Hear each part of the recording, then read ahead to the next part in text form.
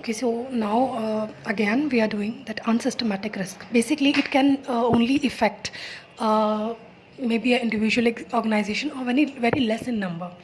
And it's a controllable risk. We can easily predict that risk. We can control such risk. And it also have in micro in nature. And other one is a macro in nature. It could impact two or more organizations over that through that risk. And it can be as well unsystematic risk can be assessed well in advance. We can assess that risk and also risk mitigate. We can mitigate such type of risk with a proper strategy, system, planning, and also through risk assessment techniques. Means first we assess the risk, then we mitigate such risk through proper planning. And the examples of these risks are could be business risk, liquidity risk, financial risk, credit risk, and operational risk. Now, what are the types of risk? Maybe basically in the types of risk we can segregate into two terms, and that is financial risk and non-financial risk. This is a broader way of the classification. Earlier classification we seen that there is systematic and unsystematic risk. Another classification is of financial and non-financial risk.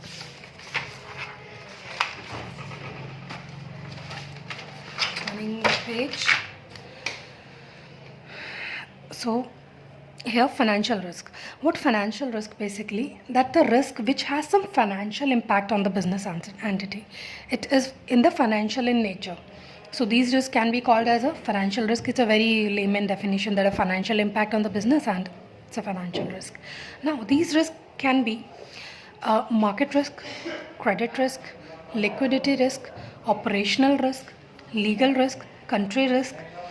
There are various types of a risk, and basically they are saying that there is a financial risk and there is a part of liquidity risk, means there is no liquidity in the business. Credit risk, there is no credit in terms of money. Market risk, market value is not so good for the company. Operational risk, legal risk, also company is facing some type of litigation.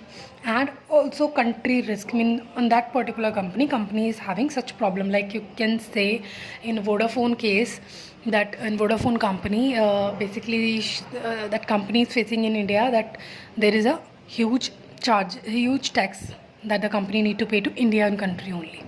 Okay, earlier there was no such act to pay such amount. So it could be a country risk also if in case of a multinational companies. Now types of financial risk. What are the types of financial risk? We are again bifurcating it into political risk and interest rate risk. Basically these type of a risk we are elaborating such a risk. Political risk, interest rate risk, liquidity risk, currency risk, credit risk, and so on. Now we are discussing each and one by one. So these risk relates to political uncertainty, means political this is a political uncertainty, elections, war, crisis risk, country area risk, insurance risk like fire, strikes, riots, civil commons, marine risk, cargo risk, fiscal monetary policy risk including taxation risk. These all risks are a type of a political risk. One of the example of political risk I could say to you is the Kingfisher. Kingfisher Airlines would not be into the losses if that company would not face that political risk. What political risk has been faced by such company is that we'll go in detail, but it's a particular case why that but one of the example is Kingfisher Airlines. Whatever provisions they want to lay down, that will come when they bankrupt. So interest risk is another risk, that is the financial which are connected with the interest factor.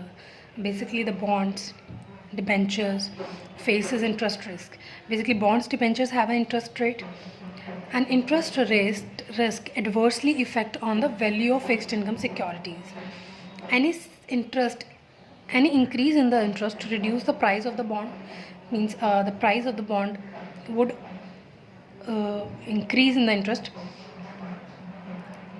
Any increase in the interest to reduce the price of the bond. Yes, price of the bond would be reduced if the interest rate is quite high. And instrument in debt market and vice versa, means if the interest rate is low, then the price of the bond is comparatively high. Now, so it can be said that the changes in the interest rates have an inverse relationship with the price of the bond. Means how the interest rate changes, and that is the inverse relation of the bond.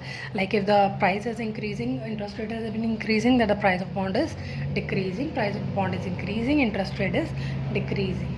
So they both have a inverse relationship. Now the liquidity risk. These are the financial risk factors, namely, just a minute. Okay, done. So basically liquidity risk. These are the financial risk factors, namely financial solvency, liquidity risk, borrowing limits, delays, cash reserve management risk, taxation risk. So liquidity risk, basically we have faced that these types of risk can be financial risk, solvency and liquidity risk, borrowing limits, delays, cash reserve, management risk, taxation risk. Okay, so tax can be changed. So some sort of financial risk occurs to the company that they need to pay more, and it could hamper the financial condition of the company. Liquidity crisis can happen. Then cash reserve management means cash is not appropriate according, cash is not in, no cash is available, so it could be a liquidity risk. Borrowing limits means company cannot borrow so and so amount, cannot go beyond to that particular restricted amount. So this can also be termed as borrowing limits. And financial solvency and liquidity risk means company is not able to declare itself a financial solvent company. So it could also comes under the liquidity risk. Now what are the currency risk? Currency risk basically what like dollars and rupee, you could say that the volatility in the currency rates is called currency risk. So these risks affect the firms which have international operations basically, and the quantum of the risk depends on the nature and extent of the transaction with the external market. Like they have earned $1,000 and they are thinking that they have earned